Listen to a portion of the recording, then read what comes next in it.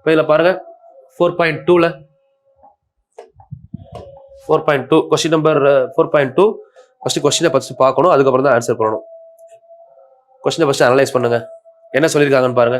Pass பண்ணிட்டு நீங்க கூட ஒர்க் அவுட் பண்ணலாம். 180 மீட்டர். இப்போ எக்ஸாம்பிள் எடுத்து பார்த்தீங்கன்னா அது குரூப் 2 கொஸ்டின்மா, லாஸ்டா குரூப் 2 கொஸ்டின், நம்ம கிளாஸ்ல சால்வ் பண்ண கொஸ்டின்.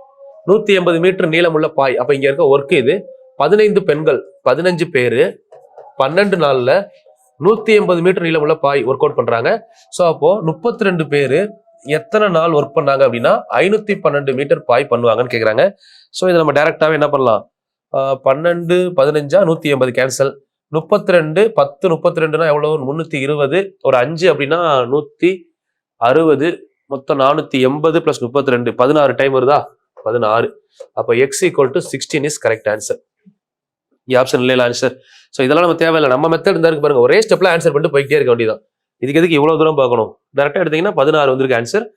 நம்ம லாஸ்ட் மெத்தடா கொடுத்துருப்பாங்க.